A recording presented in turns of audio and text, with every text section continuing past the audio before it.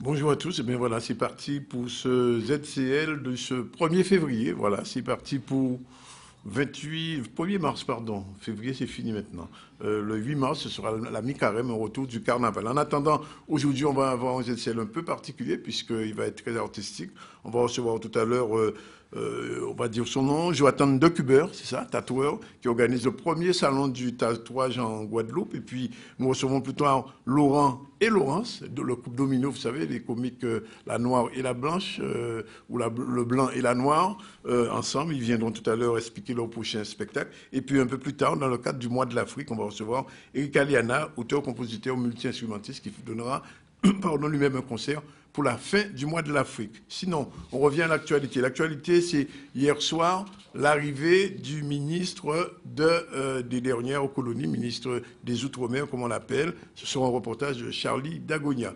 Ensuite, on fera un tour encore au CHU. Vous savez, depuis l'incendie, il y a beaucoup de mobilisation. On en parlera tout à l'heure. Et puis, retour sur la banane. La banane, c'est au salon de l'agriculture, puisque le salon de l'agriculture se prolonge en France. Il y a des Guadeloupéens et des bananiers qui sont là-bas. Mais le reportage, ce sera tout à l'heure avec Maurice Cessé. Voilà un petit peu le sommaire de cette édition. Vous êtes en direct de RHT, Radio Haute Tension, en direct aussi de C10FM sur la 103. Et bien évidemment, vous êtes dans le ZCL. Bonjour à la Guadeloupe, bonjour à la Martinique et bonjour à ceux qui nous voient en France aussi, puisque nous sommes vus en ce moment même dans la région parisienne, un peu dans toute la France, grâce à Free. Alors, je vous l'ai dit, on va parler de tatouage. On reçoit Joanne de Cubert, bonjour. Jonathan Decubert, bonjour.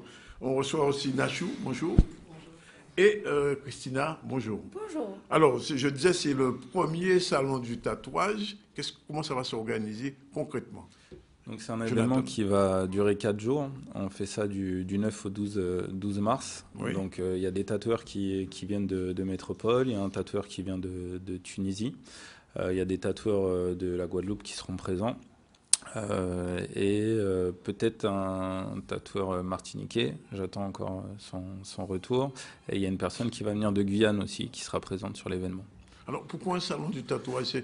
Le tatou, ça a pris cette ampleur au point d'en faire un salon maintenant? Après, il y a des conventions, des salons qui se passent tous les week-ends sur la métropole, oui. Et à travers l'Europe. Donc c'était l'occasion de créer un événement ici sur la Guadeloupe où il n'y en avait jamais eu jusqu'à présent. C'était pour moi aussi une façon de revenir aux sources en Guadeloupe. Puisque vous êtes d'origine guadeloupéenne, je crois? Oui. Du côté de ma maman. Et du coup, c'était l'occasion pour moi de venir et d'essayer de créer, de fédérer un petit peu les tatoueurs d'ici et créer un mouvement avec la métropole et différentes îles sur lesquelles on intervient déjà. Alors, qu'est-ce qui fait qu'on ait envie de se tatouer? Après, ça, c'est propre à chacun. C'est une mode ou c'est une envie, c'est un besoin de se démarquer ou de se marquer? En fait, c'est même pas de se démarquer, c'est plus de se marquer. C'est vraiment propre à chacun, je dirais. Ça dépend. Pour certains, ce sera pour marquer un événement assez... Des fois, les gens vont faire un tatouage parce qu'ils ont eu un décès, ils veulent le marquer, s'approprier en fait ce tatouage comme ça, pour avoir un souvenir. Il y a des gens qui vont le faire comme le tatouage polynésien. Moi, c'est ce que je fais. Chacun des motifs a une signification. Oui. Donc, on va pouvoir construire en fonction des envies de chacun et du vécu de chacun. Après, il y a des choses qui seront vraiment ornementales. Donc ça, ce sera vraiment... C'est propre à chacun, en fait, le tatouage. Oui. Mais c'est vrai que ça s'est démocratisé maintenant et on en voit de plus en plus. On va y revenir. Nachou, vous êtes aussi dans ce salon. Quel va être votre rôle dans l'affaire? Donc, je suis l'une des artistes aux côtés. Donc, je ne sais pas si vous connaissez, mais c'est Nachou et Aya. Oui. Donc, nous sommes un couple d'artistes. On est arrivé aux Antilles il y a 6 mois. Bon, on est originaire des Antilles. Hein. On a fait 13 ans en Europe. Et aux côtés de Foxy Miller, donc il n'est pas avec nous aujourd'hui.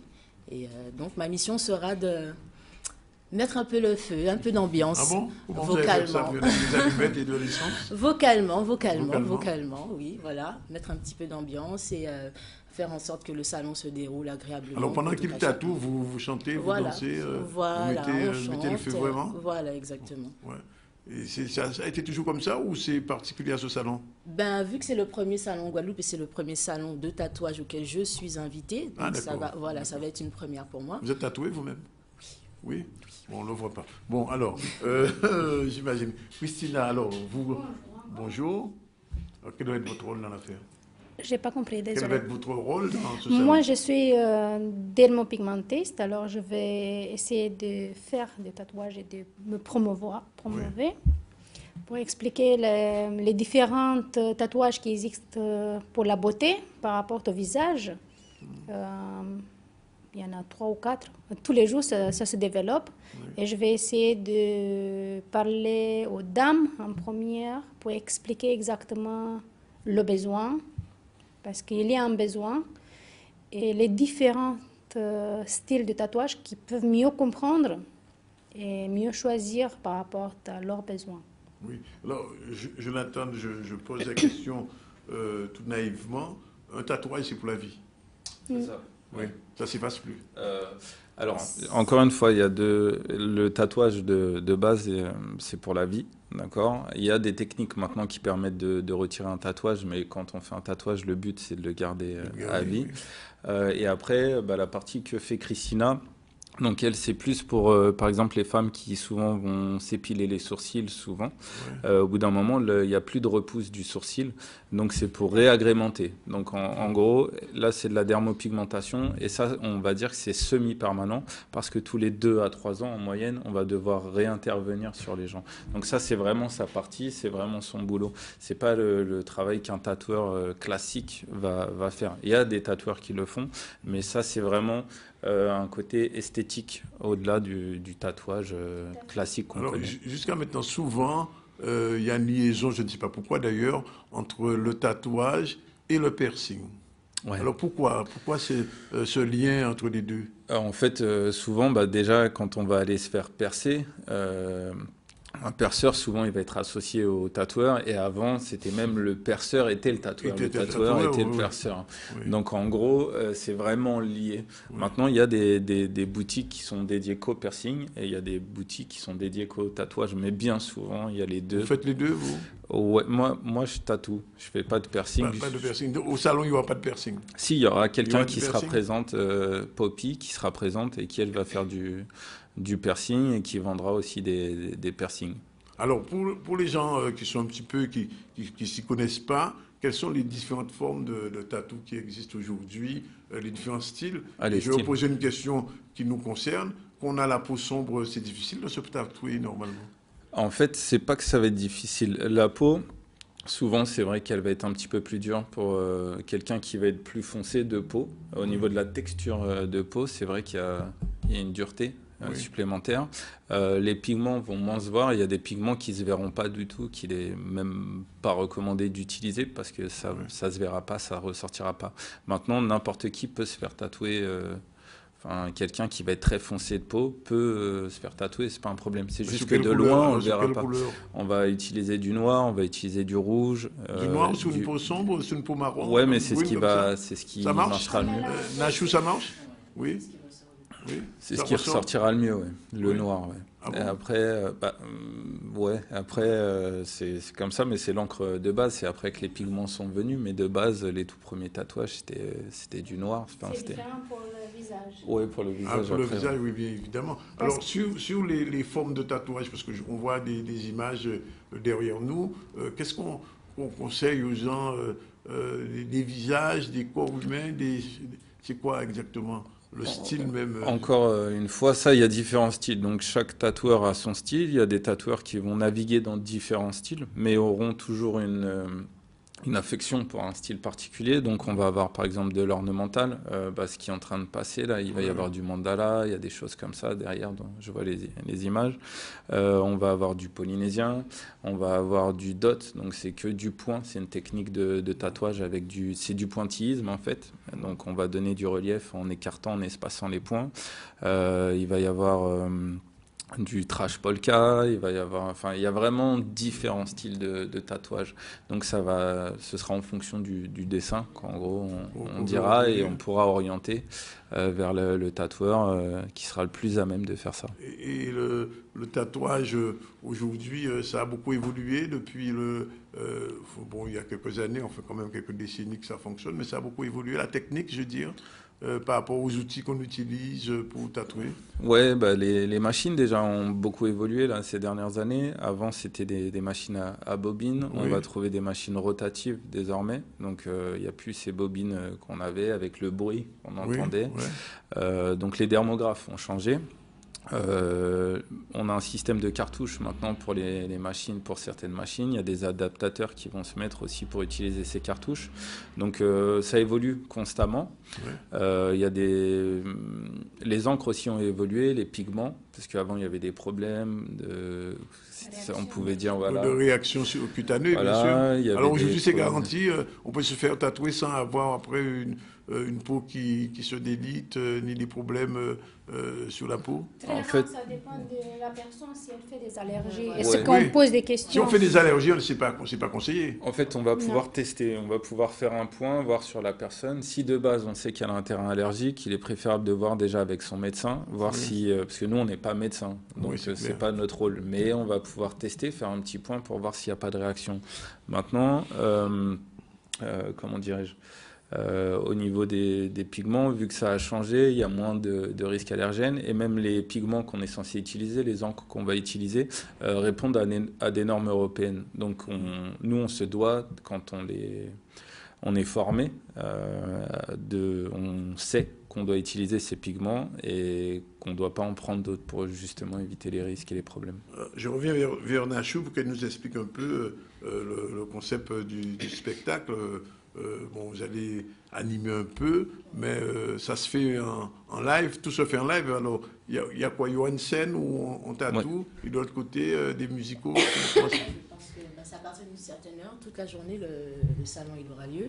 Le salon, c'est toute la journée, voilà. Et la musique, c'est vers quelle heure? Voilà, à partir toute la de journée 19 aussi, heures, il y a les DJ, et après Parce il qu'il y a des concerts, DJ, j'ai vu DJ Kawikera, il y a un concert d'Alain-Joséphine que je connais, Djembi Gouassan, et Foxy Miller, bien sûr. Foxy Miller, oui. Quel est votre répertoire, Nachou? Donc moi, c'est très urbain, on va dire. Donc je passe par le reggae, dancehall, R&B, soca, hip-hop. Vous avez fait un CD, non? Pas encore. Donc j'ai déjà des titres en ligne, oui, que vous pouvez trouver. Là, je suis actuellement en préparation de mon premier single solo.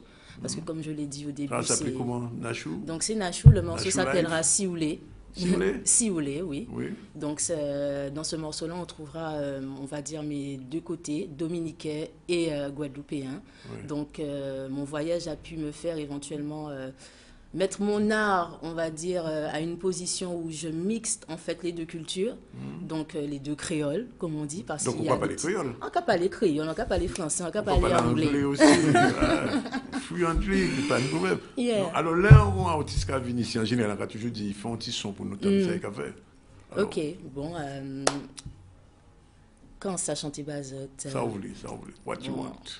Un petit morceau en fait pour Guadeloupe, là on est allé en Angleterre. Un petit morceau pas long. Ok. L'homme est là, c'est Kazaï, il calime en l'aïe, souhait, les bisons chalet aïe, kagade en l'aïe. Yeah, yeah, nous pas te que fier de soleil en son, nous si nous pas te en l'aïe, no way, yeah, en cas songer. Font que ça vire en l'air, another day. Voilà. Elle a une belle voix. Hein. Merci. Non, elle a une belle voix. Voilà, bon. Ah non, c'est vrai, même pour faire un R&B ou d'autres butins, on peut faire d'autres butins avec ça. Hein. Non, on peut essayer de faire tout butins. Nous, si on il ou nous qu'à écouter musique qui vient de tout partout. Nous sommes des États-Unis, d'autres bassins caribéens, des bassins nous-mêmes, de l'Europe. Donc l'idée, c'est vraiment d'embraser toutes ces différentes sonorités. Vraiment ce qu'on appelle un mix. Hein. Voilà. Alors, Jonathan, avant qu'on se quitte, alors, bon, ça se fait au Riviera. Il y aura ce salon, c'est un coup, c'est un one-shot ou bien c'est le début de quelque chose? Non, c'est un début de quelque chose. Le but, c'est de recréer l'événement annuellement. Oui.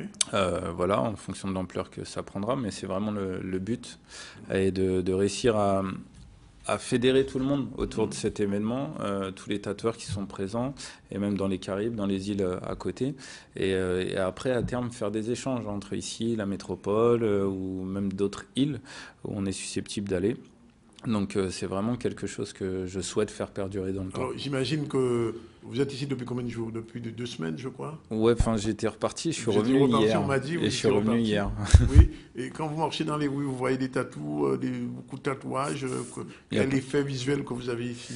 Oui, il y a pas mal de tatouages quand même présents sur la Guadeloupe. Et du coup, je pense que... Même en vivant en France, en étant sur les différents événements, il y a beaucoup d'Antillais. Et on voit, il y a beaucoup de tatouages quand même dans la communauté antillaise. Donc je pense que c'est un événement qui va drainer du monde et qui intéresse déjà, je le vois par le biais de la page Facebook. Il n'y a pas d'âge pour être se tatouer? Non, il n'y a pas d'âge. Après, si, il y a un âge minimal. Minimal, oui, bien sûr, bien sûr. Parce que normalement, c'est 16 ans l'âge. Ah, c'est 16 ans, 16 ans. Les bébés, c'est interdit pour les enfants de moins de 10 ans? Avec une autorisation parentale. Moi-même, je ne tatoue pas les personnes de 16 ans, même 18 ans. Je trouve que c'est... Parce que, en gros, c'est quelque chose, comme on l'a dit tout à l'heure, pour la vie. Oui. Et à 18 ans ou à 16 ans, on n'a pas la même pensée qu'à 25 ans, encore moins qu'à 35. Et voilà. Donc, et il y a un mouvement aussi sur la peau qui se fait. Et du coup, les traits vont s'épaissir dans le temps. Et du coup, les gens ont tendance à regretter leur tatouage. Et maintenant, souvent, on voit des gens qui viennent pour recouvrir leur tatouage et faire autre chose. Alors, comment ça se passe qu'on veut effacer ou recouvrir, enfin? Qu'est-ce qui se passe? Quelle est la technique? On appelle ça un cover. Donc, on va poser, si on peut, en fonction du tatouage, on va venir refaire un tatouage par-dessus le précédent tatouage. Mais souvent, il faut utiliser entre 3 et 4 fois. Il faut avoir une place, une surface de 4 fois le tatouage initial pour pouvoir le couvrir. Voilà, après, il y a des techniques aussi pour retirer. Il y a le laser qui existe. Il y a des nouvelles techniques qui arrivent. On souffre avec le laser? Ouais, c'est assez... Et puis, il faut savoir que le laser, il y a... Par fréquence, une fréquence correspond à une couleur, une teinte. Et du coup, c'est pour ça que des fois, des gens se retrouvent brûlés parce que la personne qui manipule le laser n'a pas forcément les compétences pour ça. Donc, normalement, nous, en tant que tatoueurs, on n'a pas le droit d'utiliser ce laser. Et c'est les dermatologues qui ont le droit d'exercer ça. Maintenant, il y a des tatoueurs qui le font. Ça polémique souvent, mais voilà, mais c'est comme ça. Combien de temps pour un tatou en général? Ça dépend, un petit tatou, un gros, ça va dépendre de la surface. Après, pour faire un bras comme celui-là, il faut compter bien 15 heures de travail. Quand même. Ça coûte cher? Ouais, il faut compter un bras comme ça dépend du tatoueur, mais en moyenne, c'est une centaine d'euros l'heure, donc ça fait déjà 1500 €. Alors, je ne sais pas si je me trompe, mais j'ai comme l'impression, en regardant un petit peu la population, les gens, que les femmes se tatouent plus que les hommes. C'est vrai, ici, il y a beaucoup. J'ai vu même sur la page Facebook, il y a énormément de femmes qui interagissent avec la page plus que les hommes. Comment on explique ça, Nachou? Je ne sais pas, vous qui êtes une femme ou Christina, pourquoi les femmes sont plus tatouées que les hommes? Ça peut être la beauté, ça peut être que veulent se faire remarquer, pour attirer. Ah, pour attirer? C'est moins une séduction, là, le tatou? Ça peut être, oui. Pour certaines personnes, ça peut le devenir. Ah bon? Oui. Donc il faut qu'il soit très visible, alors? Ben, tout dépend. Hein. Presque tous ils sont visibles. Et tout dépend pour qui est-ce qu'on le fait aussi. Des fois, c'est peut-être destiné à quelqu'un en particulier. Donc, c'est des tatouages qu'on ne va pas forcément exhiber. Oui, le tatouage intime, celui-là. Voilà, exactement. Donc, ça dépend vraiment et après, de c'est la l'envie personne aussi. et de la demande. Oui. Dès que tu fais tu as envie de refaire. Moi, je ne me suis jamais tatouée. Et après... mauvaise expérience qu'on a eue l'année dernière avec Irma, car je viens de Saint-Martin, j'ai eu la forte envie de me faire un petit tatouage. Et maintenant que je l'ai fait, j'ai envie de le développer. Et je dis, ça doit être mental aussi. Alors c'est le plaisir. La prochaine fois que je vous verrai, vous aurez plein de tatouages. Pas tant. Comme Jonathan? Non. Peut-être. Je ne peux pas dire non, mais c'est quand même, je suis très discrète comme personne. Alors je vais essayer de faire, mais... plus discret, parce qu'un homme, c'est différent. Moi, j'adore de regarder quelqu'un tatoué, j'adore. Mais pour moi-même, je ne pourrais pas le faire. Mais je suis prête à faire, à tout le monde. D'accord. Puisque autre chose, Jonathan, c'est qu'on voit aussi, bon, bien sûr, les musicaux sont très tatoués, mais les footballeurs aussi. Oui. Oui. On voit Cavani, par exemple, ou je ne me souviens plus lequel des Oui, il y footballeurs. en a plein, même d'Ibrahim Cissé à l'époque, Oui. enfin, on voyait, mais souvent, bah, lui, il était foncé de peau, donc justement, Ouais, on le ouais. voyait pas trop sur le terrain, et c'est quand il s'approchait des caméras ou quand il y avait des zooms qu'on le voyait.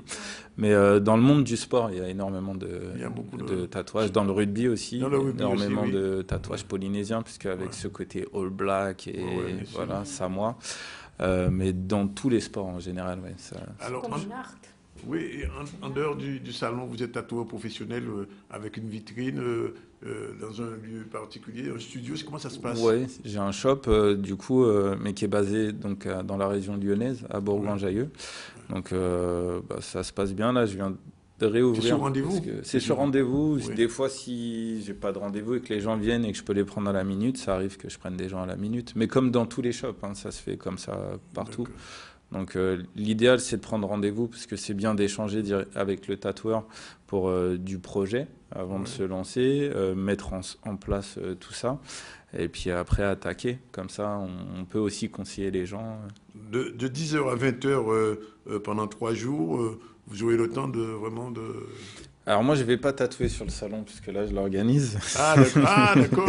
Ah, c'est les autres qui vont faire. Les autres vont tatouer, mais de 10h à 20h, oui, il y aura du monde. Et après, on est là jusqu'à 1h du matin le samedi. Ah, quand même. Donc après, les tatoueurs, dès qu'ils seront fatigués, ils ne sont pas obligés d'aller jusqu'à 1h du matin. Ce sera libre à chacun de faire comme il veut. Mais je pense qu'il va y avoir pas mal de boulot, Oui, puisqu'on a déjà pas mal de demandes. Ouais.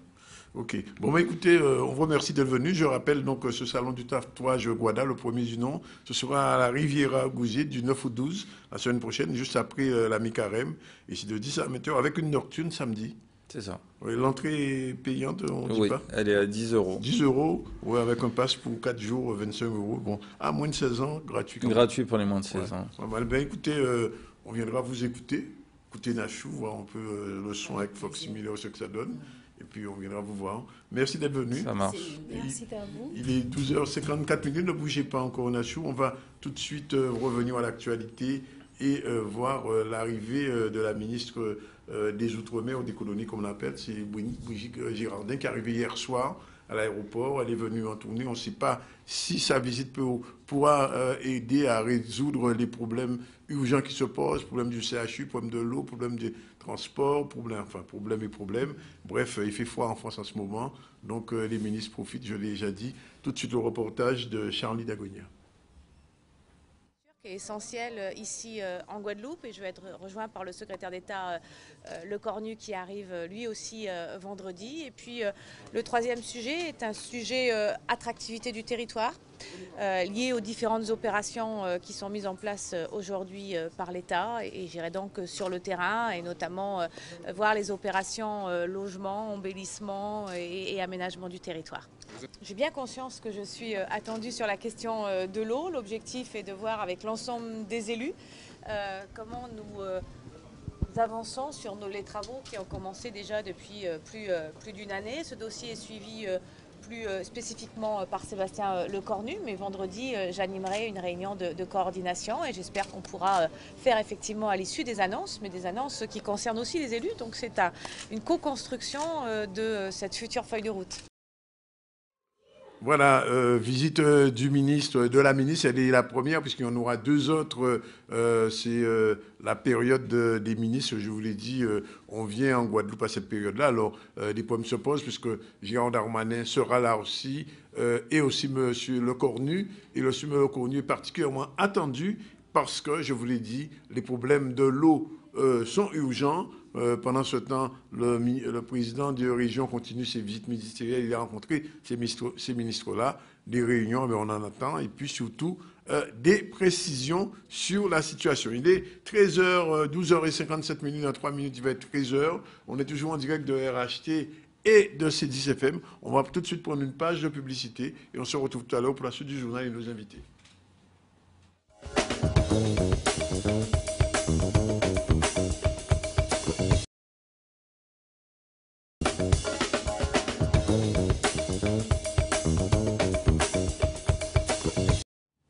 Voilà, il est 12h03 dans le ZCL en direct de Radio Haute Tension et de C10 FM.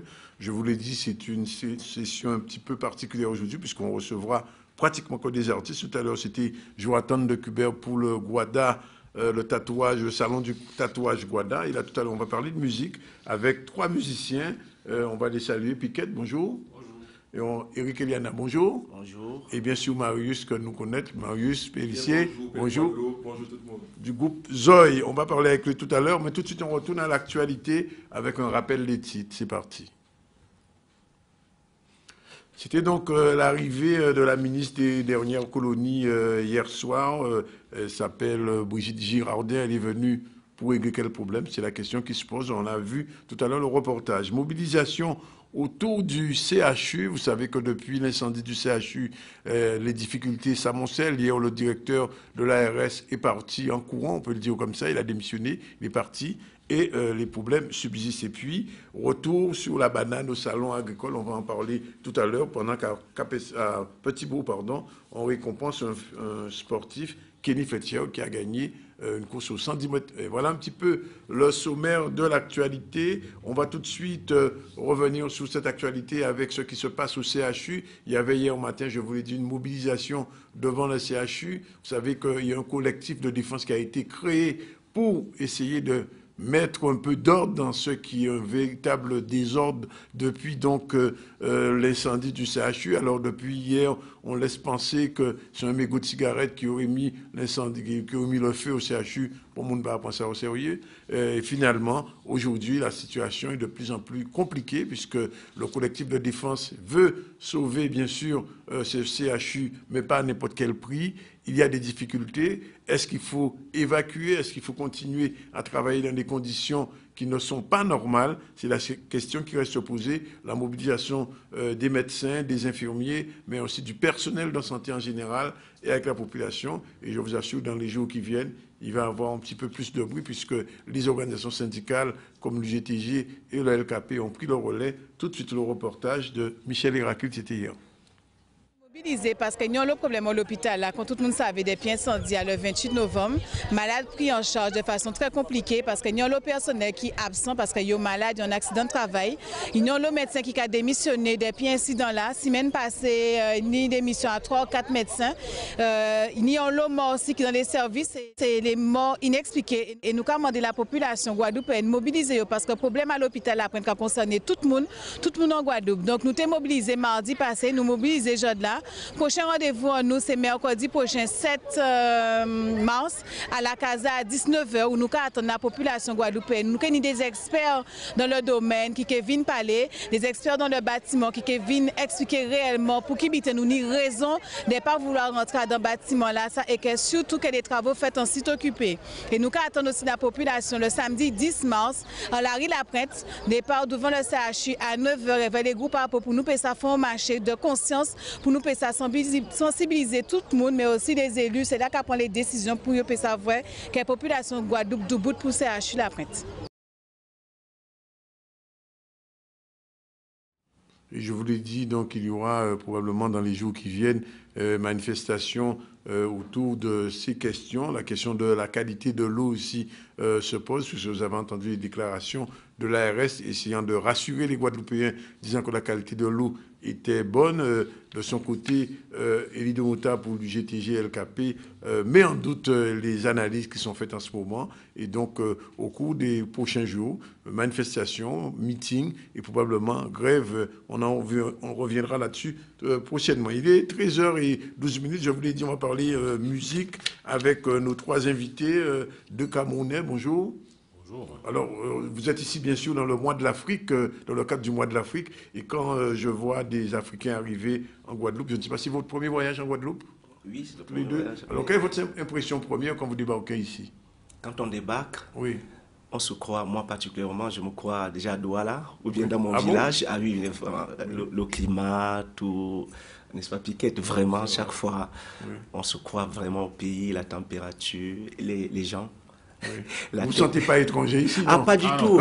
Et surtout la tête des gens. Tu sais, c'est un oncle, ça ressemble à une tante. Oui, ça, tout à fait. Alors, ça, c'est le premier contact. Deuxième contact avec les musiciens. Parce qu'ici, il y a une musique qu'on appelle le gouka. Vous avez sûrement entendu parler de cette musique. Notre ami Marius Pédissier, qui est spécialiste de gouka moderne avec son groupe. Je sais pas, vous avez fait des répétitions avec eux? Oui. Alors, comment vous percevez ce type de musique qui est d'origine africaine, mais qui n'est pas africaine? C'est vrai que c'est pas d'origine Et ça ne se joue pas en Afrique comme ça? Ça ne se joue pas en Afrique, mais on retrouve ces formes aussi dans certaines régions d'Afrique. Oui. Par exemple, dans ma région, on va trouver ce type de rythme de temps en temps, mais ce n'est pas exprimé pareillement, ça ne raconte pas, la mémoire n'est pas pareille. Oui, oui, bien sûr. Donc, mais quand on vient ici, surtout avec un Marius qu'on connaît depuis très longtemps, Oui. on redécouvre vraiment la force vraiment de ces rythmes-là. Oui. Et c'est vraiment impressionnant. Et donc, ça va donner quelque chose, puisque vous serez en spectacle demain, c'est ça? Oui. Alors, Marius, moi, je lui pose l'autre question à l'envers. Quand il a travaillé déjà en France avec des musiciens africains, donc il connaît, mais quand vous rencontrez ces deux-là, comment le lionnage se fait? Ben, je dirais, en premier lieu, moi, j'ai vécu 7 ans au Cameroun. Ah ben oui. Donc, je les ai rencontrés déjà au Cameroun. X fois, d'accord. Donc, le rencontre s'était déjà fait depuis là-bas. Oui. Depuis là-bas. Et je me rappelle, quand je suis arrivé, quand je l'ai rencontré, notre première répétition, tout de suite, ça l'a impressionné, la technique, le jeu, qui ressemble à ce qu'il fait, mais qui n'est pas ce qu'il fait. Oui. Et je me rappelle avec le batteur, il disait, oh, lui là, non, je comprends pas. Lui, il a dit, non, mon frère, laisse faire. Laisse faire. Et depuis, on a fait pas mal de tournées, les États-Unis, le Japon, la Corée du Sud, on a fait plein de choses ensemble, quoi. Et à ce moment-là, Marius, vous jouez de la musique guadeloupéenne ou de la musique camerounaise? On jouait de la musique camerounaise, mais avec l'accent guadeloupéen. Quand même. Oui. Bon, même si j'entends le truc camerounais, mais je peux pas me transformer en camerounais en ces temps, quoi, musicalement. Donc, il y a toujours la touche guadeloupéenne, quoi. Et la musique guadeloupéenne, le gouka peut se lier facilement avec ce type de musique? Ah bien sûr. C'est de la musique traditionnelle que vous faites, monsieur? Bien sûr. Si. Oui, Pas totalement traditionnelle, pas totalement quand même. Emprunt, il n'y a pas de chorale, non. Non, sincèrement, il faut qu'on soit un peu sérieux, parce que nous sommes africains. Oui. Et si nous-mêmes nous participons à la dégradation de quelque chose de nos arts, non, nous ne sommes plus au niveau de dire traditionnel. Ce que nous faisons aujourd'hui, nous essayons de réfléchir de cette tradition, ce qu'on appelait tradition, ce qu'on a cru que c'était du folklore. On se rend du folklore, moi j'aime pas le mot. Oui, mais même tradition, c'est un peu péjoratif. C'est pas vous, hein, les gens le vivent comme ça. On se rend compte quelque temps aujourd'hui que les anciens ont inventé, ont créé des formes rythmiques qui ont, depuis la nuit des temps, eu un impact sur la conscience de l'homme noir, un impact sur son être. C'est pourquoi la résilience de l'Afrique, l'esclavage, la colonisation, pourquoi l'Afrique n'est pas tombée? On a des formes rythmiques, et même ici, en Guadeloupe, il y a des formes rythmiques qui ont un impact sur le psychisme. C'est la résistance, en fait. La résistance. Les rythmes à 3 temps sont différents du rythme binaire, parce que l'Occident fonctionne sur un rythme binaire.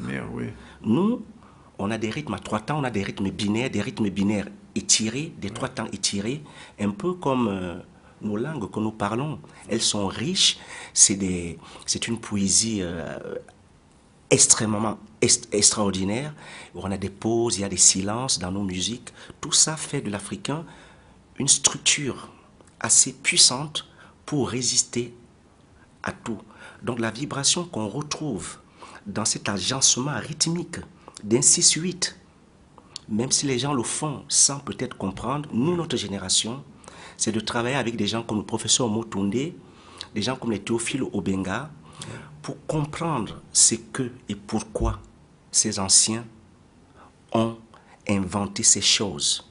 Et puis après, nous pouvons les faire évoluer. Et c'est ce que Piquet et moi, dans le disque que nous avons sorti, Just My Soul, je suis but dans la musique, en 2016, nous avons enlevé le superflu parce que à l'époque, je produisais des musiques avec pas mal de production, guitare, machin. On a décidé d'essayer de comprendre ce que faisait, ce que nous entendions au village.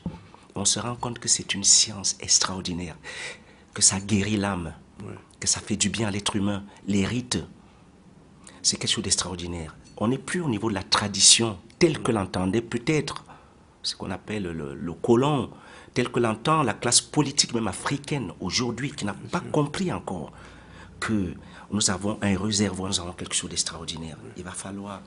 Donc ça veut dire que ce que vous dites est important. Dans notre musique, qu'elle soit caribéenne, qu'elle soit africaine, il y a une grande spiritualité. Il n'y a pas de musique... la musique de la Caraïbe, comme on dit, ce n'est que une autre Afrique qui s'exprime autrement parce qu'elle est dans un autre contexte. La diaspora, oui. Voilà, même la diaspora, excusez-moi, ces termes me dérangent parce que ce ne sont pas nos termes. Ce ne sont pas des termes. Comment moi j'appelle mon frère qui est parti? Il faut que je trouve ce terme. Il n'est pas parti, on l'a arraché. Oui, voilà, bon, moi je positive les choses. Hein. D'accord. Parce que avant qu'on l'arrache, il est parti avant. Oui.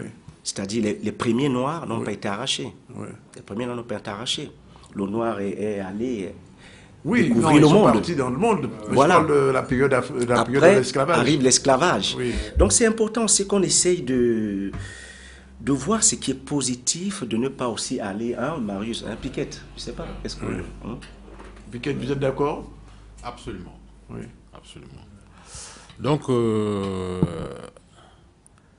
a écouté, enfin, nous sommes arrivés, je les ai entendus jouer. Non, c'est comme il dirait, c'est une continuité. C'est une parce continuité. que vous savez, ce que vous dites est important parce que on a eu en Guadeloupe ce fameux, cette opposition entre Gouka traditionnel et Gouka moderne. Mais c'est Gouka tout ça. Ouais. Ce qui compte, c'est comment je vais appeler, ce que j'appelle le principe actif, et l'âme, le principe actif. Voilà. Après, on peut aller en jazz, on peut les ornementations, l'esthétique, on peut s'amuser. Mais quand l'âme, hein, la mémoire, la technique, le fondamental sont là, c'est ce que les jeunes doivent plus comprendre avant de ce qu'ils appellent faire évoluer les choses. Non, bon, on les enrichit et tout, mais l'âme, quand elle est alors, là, ça veut dire, Eric, que vous trouvez l'âme africaine dans la musique de Marius? Mais pour moi, c'est... Mais même moi, me poser la question... Je ne devrais pas poser la question. Voilà. Je l'ai posé quand même. Oui, donc, voilà, c'est pour rire. Mais c'est tellement le truc... Là, par exemple, on va faire des choses, vraiment on invite les gens. Même si on n'a pas eu beaucoup de temps, on n'a pas besoin de travailler très longtemps parce qu'on a beaucoup travaillé. On va présenter la rencontre qu'on va essayer de faire. Vraiment, c'est pas du folklore, c'est pas pour jouer les intéressants. Marius avait son groupe, et particulièrement Marius, moi je trouve qu'il incarne une certaine mémoire, un héritage très fort de la Guadeloupe. Donc quand on se rencontre, on écoute ce qu'il nous ramène. Piquet a sa basse. La basse, chez nous, c'est un peu la terre. C'est le soubassement. Marius a le goka, c'est aussi une forme de terre. Moi, j'ai cette voix qui peut être aérien. On essaie de comprendre quand il a fait tel rythme et tout. Pourquoi il fait ceci? Pourquoi il met le temps là? Pourquoi met-il le temps fort là? Et on essaie de faire une rencontre qui nous permet tous de nous exprimer, de dire notre histoire dans cette composition musicale. Parce que nous, si nous faisons évoluer un peu, pas évoluer la chose, nous l'interprétons aussi à notre manière. Nous bousculons aussi les traditions, mais en respectant les anciens. Tout à fait. On respecte les anciens. On va voir un petit extrait, parce que je crois qu'on a un clip du groupe, et on va voir un peu ce que ça donne pour nos téléspectateurs qui ne connaissent pas encore cette musique camerounaise, pas suffisamment.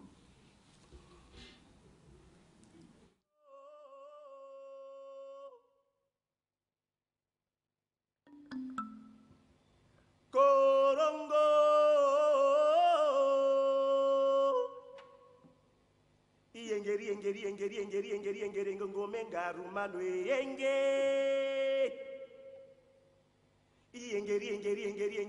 engeri ngome ngarumanwe yenge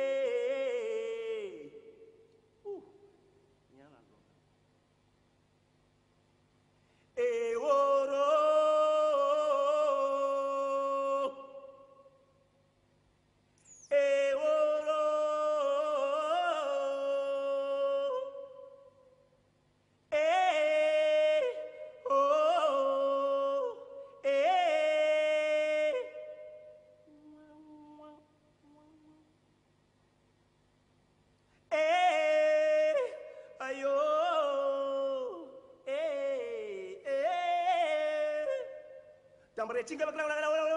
singana mama tikana mungana ngana seke yerangana noto yare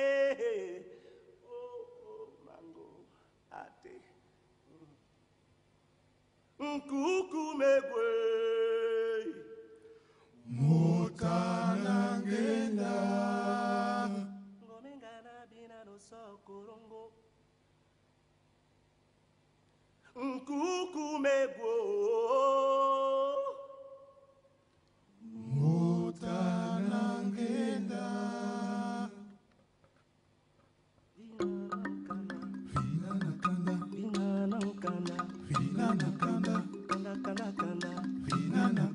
Ucharungono jara vina nakanda korongo eworo engeri ngome ngarumano yenge engeri o ngome ngarumane yenge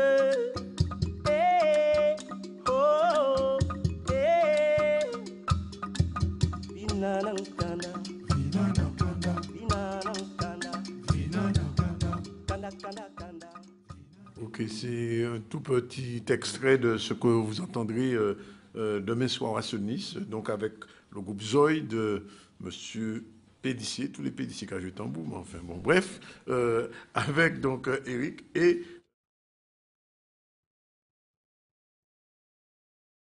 deux parties. Première partie Zoï, Ouais. deuxième partie le groupe d'Eric, Ouais. et après On aura fusion, la fusion, l'échange, l'échange, ce qu'on appelle ici un beau cantage Ouais. en créole. Ouais, Vous avez fait un beau exactement. cantage et puis on invite les Guadeloupéens à venir assister à ce concert. C'est pratiquement le concert de fin du mois de l'Afrique. Ouais. Alors, vous savez que, alors je pose quand même la question avant qu'on ne se quitte. On a parlé beaucoup de l'Afrique ces jours-ci. Est-ce que l'Afrique va changer un peu? Parce que l'Afrique, nous sommes un pays encore colonisé. Les pays africains ont été décolonisés dans les années 60. Mais on a le sentiment que beaucoup de choses n'ont pas changé. Que la France et les puissances occidentales sont toujours rapillées sur votre pays. C'est un sentiment qui est vrai et quelque part qui est erroné. La conscience africaine, moi je vais prendre par exemple l'exemple du Cameroun qui est en train de se positionner comme une résistance. Elle est assez forte. Dans tous les cas, la jeunesse africaine aujourd'hui, telle qu'elle est en train de voir les choses, il n'est plus possible d'ici 10, 15, 20 ans que les choses se passent comme depuis très longtemps. Oui. Pourquoi? Simplement parce que l'Afrique est en train de découvrir son histoire. L'Afrique est en train de se rendre compte qu'elle a impulsé et initié la pensée de ce monde, les arts, la culture, la science. Nous, moi, quand je suis né, je ne connaissais même pas l'histoire de mon pays, même de mon village. Peut-être un peu plus de mon village que de mon pays. Oui. Je ne connaissais pas l'histoire des héros africains. Je ne pouvais même pas imaginer que les Africains pouvaient inventer, penser, on pensait les droits de l'homme, c'est-à-dire les premiers droits de l'homme. Et tout ça, ça change la structure, la jeunesse aujourd'hui. Un pays comme le Cameroun, aujourd'hui, quand même, met des choses en ordre. Ça ne se voit pas trop, mais les choses se préparent mais ça va se faire dans la paix. Comme on dit, il y aura un printemps africain. Il n'y aura pas de printemps, non. On n'est pas là pour répéter les mêmes choses. On n'est pas là pour faire, voilà, comme parce que l'Occident a dit printemps africain. C'est pas ça. Oui. L'Afrique, c'est la sagesse. Et une certaine sagesse reviendra. Elle est en train de se construire. Il faut penser l'Afrique pour les Africains. Oui, quel est le droit, nous, chez nous? Est-ce qu'il nous faut les tribunaux comme ça? Non, non. Comment est-ce qu'on jugeait chez nous? Est-ce que la démocratie, telle qu'elle est venue, nous fait du bien? Oui. Mais ce n'est pas en opposition. Ce n'est pas pour être contre... Retourner à ce que vous êtes, quoi. C'est pas pour être contre l'Occident. Oui. Le débat, ce n'est pas l'Occident. Oui. C'est nous. Nous-mêmes. Oui. Et c'est important que nous voyons les choses comme ça. Ce n'est pas de dire l'Occident. Non. Moi, particulièrement, mon problème, je n'ai aucun problème avec l'Occident. Je vais être ce que je vais être. Et personne ne m'empêchera. Je vais le passer à mon enfant. Qu'on juge les gens chez nous comme juger, qu'on mange ce qu'on aimait manger. Parce que ce qui est aussi important dans tout ça, dans cette pensée africaine, je pense modestement qu'elle va faire du bien à ce monde, qui est en train d'aller quand même en dérive. Je n'ai pas besoin d'expliquer pourquoi, vous pouvez expliquer pourquoi vous-même vous le savez, et nos amis, voilà. Donc, nous sommes en train de réfléchir pour une Afrique qui va revenir à ses valeurs, mais ses valeurs vraiment. Une Afrique africaine. Ça, soyez-en sûrs, vraiment. Eric Aliana, merci en tout cas d'être venu. Il est 13h25. Je rappelle donc spectacle de mai à Sounis à partir de 20h avec le groupe Joy de M. Pellissier. C'est un illustre musicien aussi d'ailleurs, disparu martiniquais. Et donc avec Eric Aliana et Piquette, qu'on aura plaisir à voir demain soir dans ce spectacle, dans le cadre du mois de l'Afrique. On va continuer l'information et on va revenir, tenez, on va parler de danse, danser avec les sciences en attendant de recevoir tout à l'heure Muriel Jean-Jacques qui va nous faire sa chronique. Danser avec les sciences, c'est un spectacle des lycéens et c'est Chris Magnier qui a recueilli ses impressions. Oka, salsa, moi-même, je faisais du kill. Je suis enseignante et j'ai remarqué que beaucoup de mes élèves avaient des difficultés, des grosses difficultés en mathématiques et en sciences physiques. Et en connivence, on va dire ça, avec leurs professeurs de maths et de physique, nous avons décidé de leur faire comprendre ces matières scientifiques à partir d'une matière qu'ils aiment beaucoup et qui est enseignée à Faustin-Fleurette, qui est l'art danse. Et donc, nous avons monté donc ce projet d'innovation pédagogique depuis le mois de septembre avec ces élèves. Encore, je rappelle, qui pour 90% étaient en décrochage scolaire dans les matières scientifiques. Et le fait d'aborder ces matières scientifiques autrement, par une autre porte, par un autre chemin, ben, leur ouvre l'esprit et leur permet de comprendre que les maths et les sciences physiques, ce sont des choses qui font partie de la vie de tous les jours. Les notes se sont améliorées, mais surtout l'attitude face aux matières, à ces matières-là. Parce que la plupart du temps, qu'est-ce qui se passe? Ces élèves-là, eh bien, ils font un blocage et ils n'essaient pas de comprendre. Et quand on ne comprend pas, on s'ennuie. Et quand on s'ennuie, on fait de la pagaille. Donc,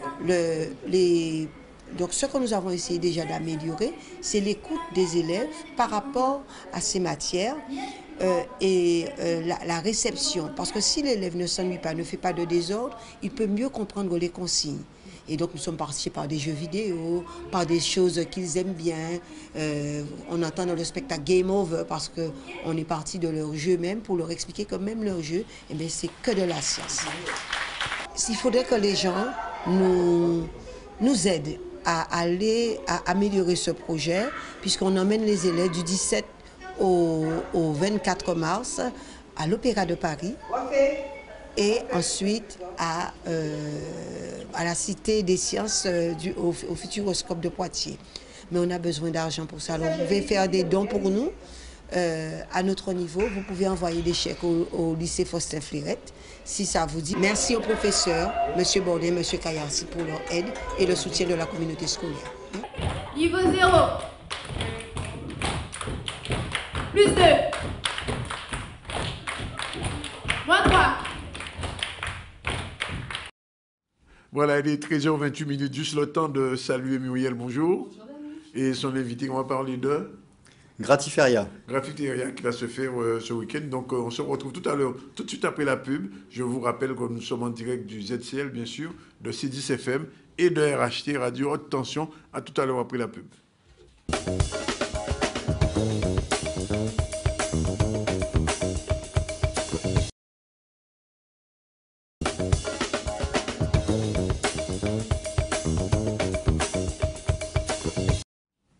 Il est 13h34, retour sur le plateau du ZCL en direct de RHT et de C10 FM. Après donc les musiciens, je vous l'ai dit, on a reçu Eric Aliana tout à l'heure et pour un concert qui aura lieu demain soir à Sonis. Et puis je vous rappelle le salon du tatouage, on a reçu donc tout à l'heure Jonathan et ce sera au Royal Riviera, mais ce sera la semaine prochaine après la Micara. Mais là, on va parler de Graffiteria. Graffiteria, c'est une manifestation qui aura lieu ce week-end, manifestation un petit peu à l'initiative de Bois de Partage, puisque Muriel, qui est dans Plus Belle la Rue, chargée de communication, bonjour. Bonjour, Marie. Alors, rappel très rapide de Plus Belle la Rue, peut-être que tout le monde connaît déjà, mais peut-être que les gens en France qui ne savent. Alors, c'est quoi Plus Belle la Rue? C'est une association citoyenne pointoise. En fait, on est un regroupement au départ de voisins qui avions envie de changer un petit peu notre quartier oui. Parce qu'on connaissait notre quartier avant qui bougeait, qui était commerçant et il commençait à se dégrader. Donc là, on s'est réunis ensemble, il y a eu des discussions et en fait, ce qu'on a établi, c'est de refaire les façades des maisons de Pointe-à-Pitre. Donc on va voir les propriétaires, on leur demande s'ils acceptent bien qu'on refasse leur façade et on commence à mettre de la couleur en fait dans notre quartier. Et puis ça a commencé tranquillement et puis maintenant ça a pris de l'ampleur. Oui, c'est devenu international. C'est devenu international. En tout cas, on a eu un beau reportage d'Échappée Belle. En fin d'année dernière, on a également eu, comment ça s'appelle, l'Ordinaire qui nous a aussi fait pas mal de publicité. Vous avez été le premier, vous avez aussi remporté un concours, le premier groupe, première association. Première association 2017, voilà, de Plus Belle la Rue.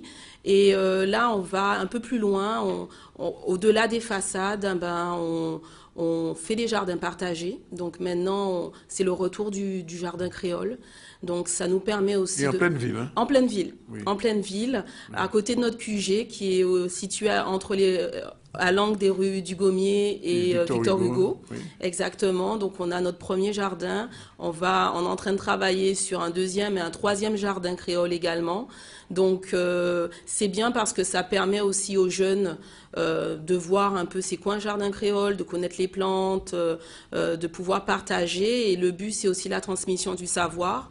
Donc la collaboration, et on a été plus loin en s'associant avec Guada Partage, qui justement commençait avec la Gratiféria. Donc Charles pourra en parler. Charles Gluck, bonjour. Vous êtes membre de Guada Partage. Vous êtes à l'origine de plusieurs manifestations où il y a une espèce de beau cantage, de troc. C'est comme ça qu'on peut considérer Guada Partage.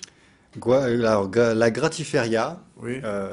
C'est un petit peu ce que Guada Partage s'est inspiré. Oui. Gratiféria, ça veut dire foire gratuite. Oui, donc c'est au-delà du troc ou de la foire, enfin la chose que vous... Du beau cantage. Le beau cantage. Oui. C'est en fait sans règles, aller quelque part où nous pouvons échanger librement, oui. Sans... commerce, quel qu'il soit, ou même la notion d'échange n'existe pas. Donc c'est pas du troc. Oui. Il y a des choses, il y a des éléments que je me servais, que je me sers plus, oui. Vêtements, accessoires, des outils, des véhicules.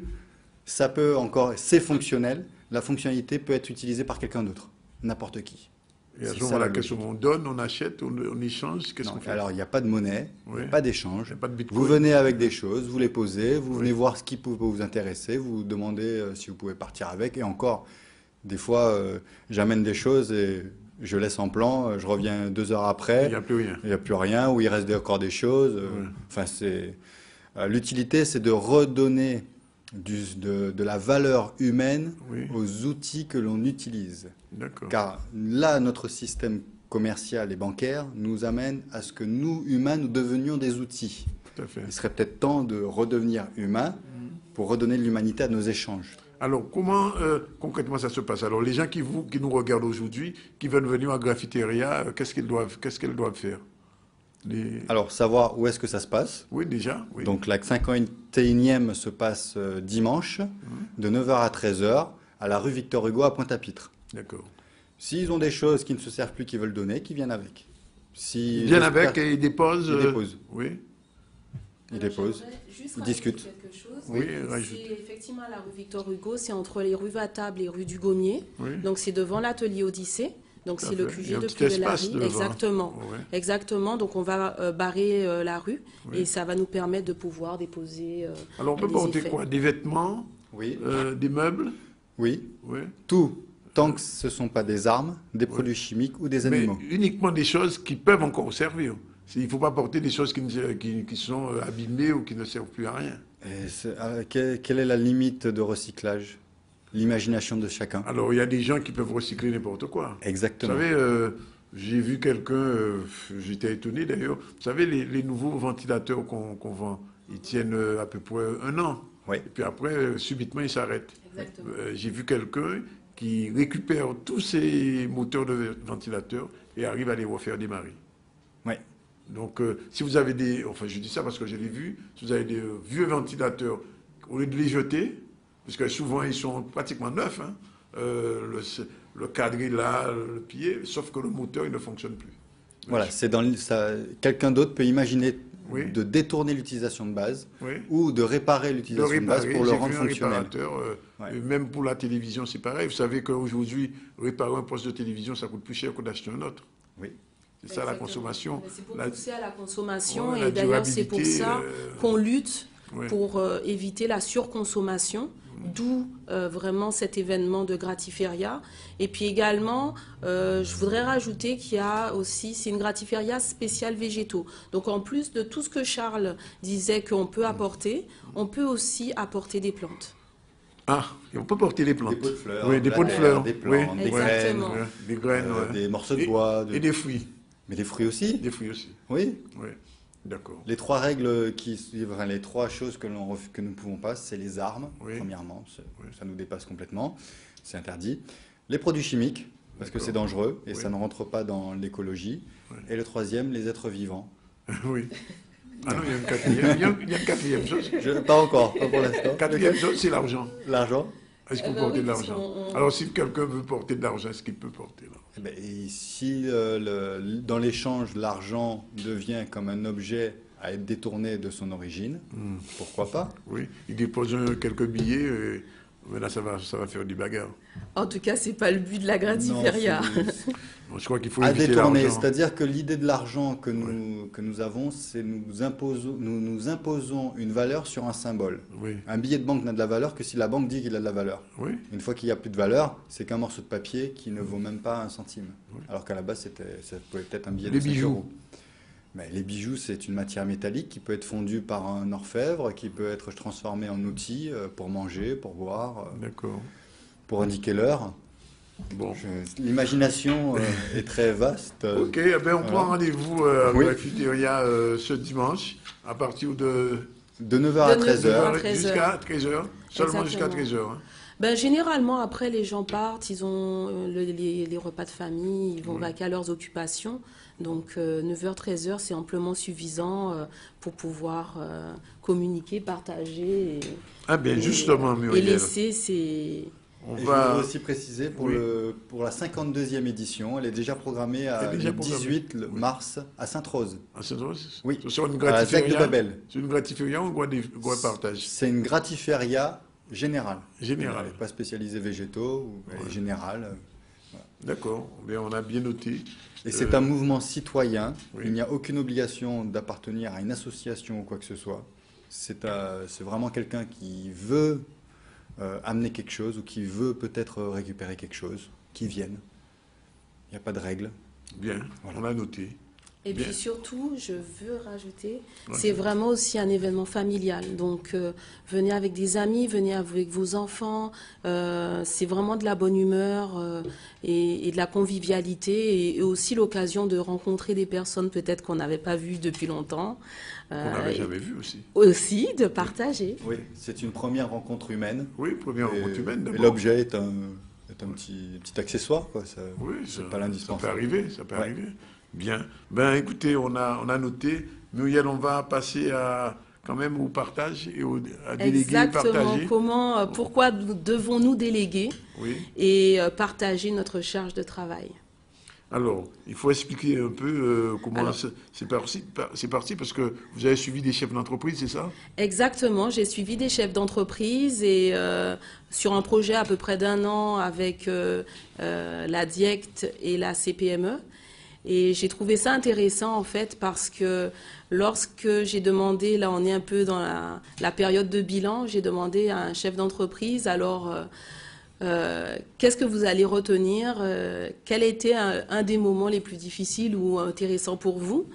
Et il m'a dit, déléguer, parce que lui, c'était pas quelque chose de facile pour lui, il était très réfractaire à vouloir déléguer, à partager la charge de travail. Il trouvait que c'était une perte d'argent, perte de temps et d'efficacité. Et au fur et à mesure un petit peu de la formation qu'il a suivie, il s'est rendu compte que finalement, déléguer, c'était aussi un levier en fait pour son entreprise, pour permettre son entreprise à aller plus loin en fait. Donc c'est de ce qu'on va parler. On va parler des avantages, des inconvénients, qu'est-ce qui freine un petit peu les gens à déléguer. Donc on va passer au générique. Alors, on va voir le générique tout de suite. C'est parti.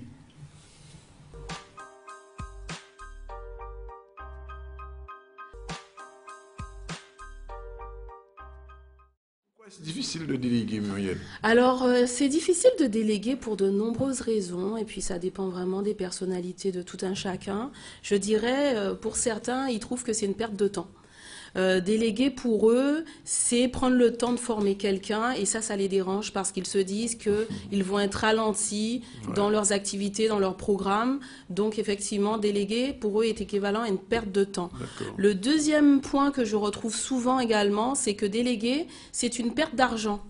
Parce que lorsque je vais devoir déléguer, il va falloir embaucher quelqu'un. Et pour l'embaucher, je vais perdre des sous. Mais on ne voit pas plus à long terme qu'effectivement, il y aura un retour sur investissement. Et puis le troisième point que je retrouve souvent, c'est la perte d'efficacité.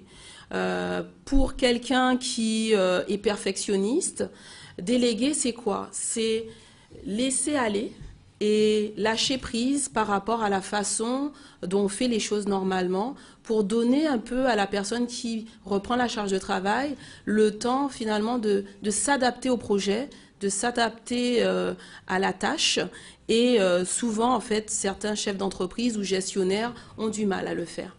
Alors, comment répondez-vous, Muriel, aux chefs d'entreprise qui, justement, aux gestionnaires qui présentent ces raisons, qui vous disent « je ne vais pas déléguer pour toutes ces 3 raisons ». Qu'est-ce que vous leur dites? Alors, déjà, en fait, pour déléguer parce qu'on n'a pas envie de déléguer parce qu'on trouve que c'est une perte de temps, je vous dirais, Danick, en fait, qu'on a beau être exceptionnel dans ce qu'on fait, ultra compétitif et performant, on a juste 24 heures dans une journée. Oui. Donc, à un moment donné, on va être limité. Oui. Alors, même si on ne veut pas, d'accord. Même si on ne veut pas. Oui. Donc, si on veut voir son entreprise, prendre une certaine croissance, il va falloir finalement avoir des collaborateurs pour nous permettre finalement de rester ciblés sur nos forces, ce qui va nous permettre de rentrer beaucoup plus d'argent, faire un meilleur chiffre et en même temps aller chercher des collaborateurs qui pourront par exemple s'occuper de tâches que moi je trouve utiles mais qui ne sont pas forcément des tâches qui rapportent et nous permettre de focaliser sur quelque chose qui nous rapporte et qui permet aussi de mieux commercialiser notre business. Ensuite, le deuxième point qu'on avait vu, c'était la perte d'argent. Oui. Il y a beaucoup de chefs d'entreprise, surtout lorsqu'on débute. On est en TPE, les charges sociales sont quand même assez fortes en France. De plus, on avait les emplois aidés. Maintenant, il n'y en a plus. Donc effectivement, il y a beaucoup de chefs d'entreprise qui se trouvent lésés et qui savent pas trop comment faire pour pouvoir prendre des salariés. Alors moi, ce que je veux vous proposer finalement, c'est de regarder les choses autrement. C'est sûr qu'on voit qu'on peut être salarié et être embauché à plein temps, mais par exemple, pour une petite structure qui débute, on peut commencer à avoir des collaborateurs à temps partiel qui sont en freelance. Donc, ils sont eux-mêmes entrepreneurs et qui viennent nous aider à des moments très ponctuels, ce qui nous permet au fur et à mesure d'augmenter notre chiffre d'affaires pour être capable, si on le souhaite par la suite, de pouvoir prendre quelqu'un, que ce soit à temps partiel ou à temps plein. Et je donnerai un exemple, en fait, pour les chefs d'entreprise ou les gestionnaires qui m'écoutent. On a le livre La semaine de 4 heures de Tim Ferriss qui est très bien, qui parle justement de la façon de déléguer, d'exporter et d'aller chercher des collaborateurs, que ce soit sur le net, que ce soit à l'étranger, de pas vraiment se limiter. Et puis aussi, on a le E-Myth de Michael Gerber, qui est aussi un très bon bouquin, qui parle également de la façon dont on peut déléguer et puis aussi croître un peu au niveau de son entreprise en embauchant du personnel et en utilisant cet effet de levier que peuvent être des salariés ou des collaborateurs. Et puis le troisième point dont j'ai parlé tantôt, c'était la perte de la qualité. Alors du rendu en déléguant. Alors on va voir que au début, lorsqu'on délègue, c'est sûr qu'il y a un temps d'adaptation. La personne n'est pas au fait de votre activité ou de vos tâches. Donc, il faut lui donner ce temps-là. Et beaucoup de chefs d'entreprise ou de gestionnaires, alors que eux, peut-être ça leur a pris 6 mois, ils pensent qu'en 1 semaine, parce qu'ils ont dit à la personne quoi faire, elle sera totalement opérationnelle, ce qui n'est pas le cas. Donc, pensez à ça, qu'il y a un temps d'adaptation. Et bien sûr, si les personnes ne font pas les choses comme vous, eh bien, prenez le temps de voir avec elles qu'est-ce qui manque peut-être dans votre façon de déléguer ou d'expliquer un peu le projet que vous voulez qu'ils reprennent. Et puis également, ben, faites attention, soyez patient et montrez de la reconnaissance parce que plus on est reconnaissant envers quelqu'un, plus ça lui donne envie de donner. Voilà. Alors, il y a les pièges pour éviter pour déléguer, mais aussi les avantages. Bien sûr. Alors, lorsqu'on parle de pièges, j'en ai quelques-uns. Donc, vouloir, par exemple, déléguer tout très vite sans faire de suivi. Alors, moi, je rencontre ça souvent. C'est-à-dire qu'on prend quelqu'un, on lui dit, ben, tu feras telle tâche, voilà comment ça marche, et puis on termine avec ça. Et puis ensuite, on est étonné de voir que ça ne marche pas comme on voudrait. Pourquoi? Parce que on n'a pas fait de suivi. C'est-à-dire qu'on regarde en avant, mais aussi avoir des points j'allais dire des points de check avec la personne, où on regarde un petit peu avec la personne où elle en est pour l'accompagner, puis éviter des catastrophes. J'ai eu une chef d'entreprise qui me disait qu'elle n'a pas fait ce suivi. Finalement, c'était la faute du salarié. Et puis, en fait, en discutant, je me suis rendu compte qu'elle avait donné le projet, elle avait regardé à la fin, elle avait perdu beaucoup d'argent, elle avait perdu un gros client, mais c'est parce qu'elle n'avait pas fait le suivi. Donc, il faut vraiment faire attention à ça. Et puis, vous avez également délégué que des tâches ennuyeuses. Lorsque vous déléguez à quelqu'un, pensez que c'est un être humain qui prend la charge de cette tâche ou de ce projet et que cette personne a besoin aussi de moments où elle est excitée par ce qu'elle fait.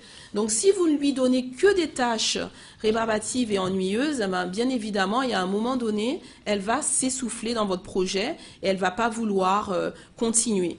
Et puis, on a aussi, j'ai parlé tantôt de la reconnaissance, de faire attention à ça. Parce que beaucoup de personnes pensent que parce que tu es salarié et je te paye un salaire, c'est déjà un témoignage de reconnaissance. Pas du tout. Oui, moi aussi, en tant que salarié, je suis là et je peux également te dire que si je ne suis pas là, ta boîte ne marche pas. Alors, à ce moment-là, c'est bien quand même de placer en fait le business autour de l'humain parce que ça l'est.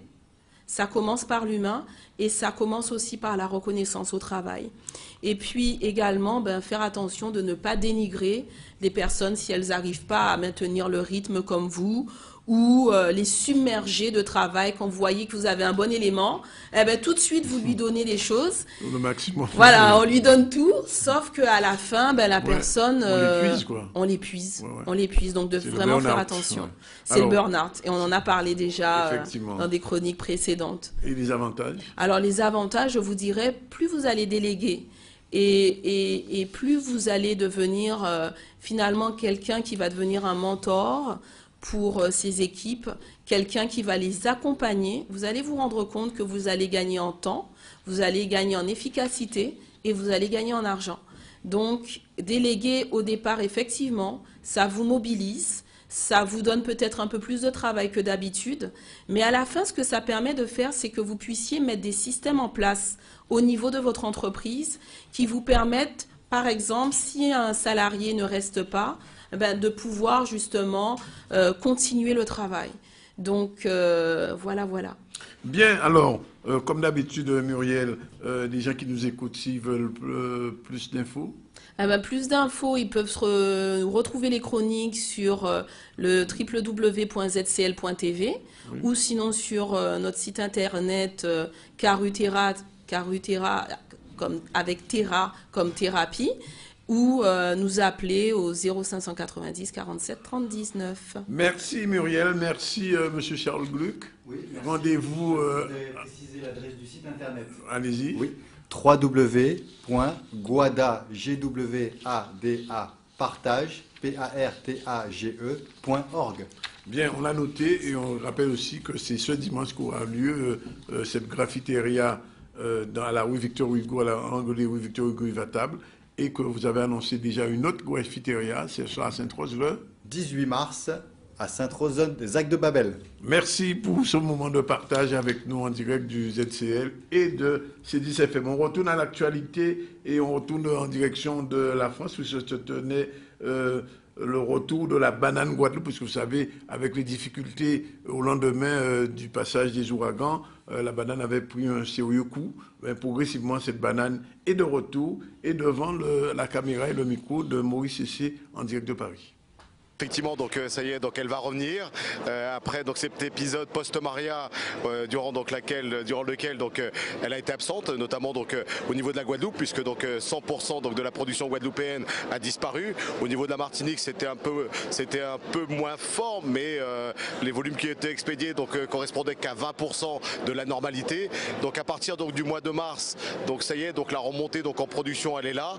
On devrait retrouver donc des seuils proches de la normalité à partir donc du mois d'avril, mai, donc nos consommateurs vont pouvoir retrouver donc la banane de Guadeloupe et de Martinique sur les étalages, et c'est une très très bonne nouvelle, on est très content. Retour progressif en termes de chiffres, quel tonnage?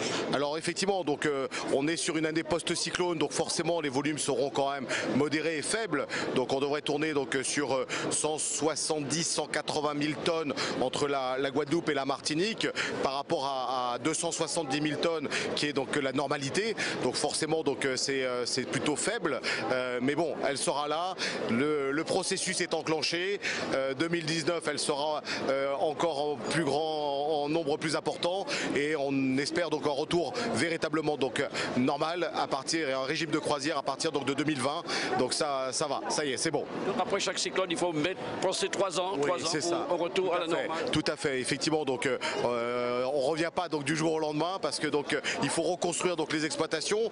L'impact avait été extrêmement donc important. 100% de la seule bananière a été donc détruite au niveau donc de la Guadeloupe, 60% au niveau donc de la Martinique. Donc on peut pas relancer donc tout du jour au lendemain. Donc il y a une progressivité qui s'impose. Le marché ne pourrait pas absorber si on relançait tout en même temps. Donc c'est pour ça qu'effectivement donc le processus est long. Il faut effectivement 2 à 3 ans pour pouvoir revenir donc à quelque chose donc de normal et à quelque chose de bien. Voilà, il est 13h57, juste le temps de faire un petit tour très rapide, mais vraiment comme Kenny Fletcher à Petit-Bourg, où justement la municipalité de Petit-Bourg acclamait ce champion qui a gagné le 110 mètres haies. Retour rapidement sur ce reportage de Michel Héraclide en vitesse. Petit-Bourg, c'est la ville qui bouge, mais c'est même pas Petit-Bourg, c'est la Guadeloupe qui est territoire de champions. Donc forcément, nous faisons partie de ce territoire, donc nous sommes une ville de champions également. Mais les valeurs que prône le sport, nous, on y accorde beaucoup d'importance. Et c'est pour toutes ces raisons que des manifestations comme cela, la reconnaissance dans nos sportifs, et puis cela correspond parfaitement avec ce dynamisme qu'on conçoit au niveau de Petit-Bourg. Et je suis heureux d'avoir pu initier, de mettre en avant ce leitmotiv, ce slogan Petit-Bourg, la ville qui bouge. Mais en l'occurrence aujourd'hui, nous fêtons Kenny Fletcher qui vient d'être consacré champion 60 mètres haies et qui a la meilleure performance mondiale également. C'est pour cela que très rapidement, nous avons voulu organiser cette cérémonie de manière à ce qu'il puisse bien comprendre toute notre fierté, l'honorer, mais aussi ce que nous voulons, c'est qu'il puisse y avoir donc des valeurs que lorsqu'un jeune réussit, qu'on puisse le mettre en avant, puisque trop souvent on montre les jeunes dans des situations négatives et autres, alors qu'il y a beaucoup de jeunes qui travaillent et qui sont performants. Donc c'est cela à travers Kenny, et je suis très heureux que sa famille, mais c'est les différents clubs, tout le staff au niveau de la Ligue était présent, qui montre tout l'intérêt et toute cette reconnaissance qu'ils ont et cette considération pour ce jeune champion de Petit-Bourg. Alors je suis arrivé lors de ce championnat avec la meilleure perf, mais en plein air. Alors je suis arrivé un peu confiant car je m'étais déjà mis en jambes sur le 60 mètres plat. Je me suis avancé sur le 60 mètres et en série, je réalise la meilleure perf française en série. Puis après en demi-finale, je tombe avec celui qui avait la deuxième meilleure perf. Donc je me dis que je ne dois pas me rater. Donc en demi-finale, j'y vais à fond et je réalise la meilleure perf mondiale. Et je me retrouve choqué et je ne savais pas que je pouvais aller aussi vite. C'est que le travail qui paye. On fait, comme je suis jeune, on fait beaucoup de sacrifices, on rate beaucoup de soirées et tout. Mais après, le fruit, il n'est que là.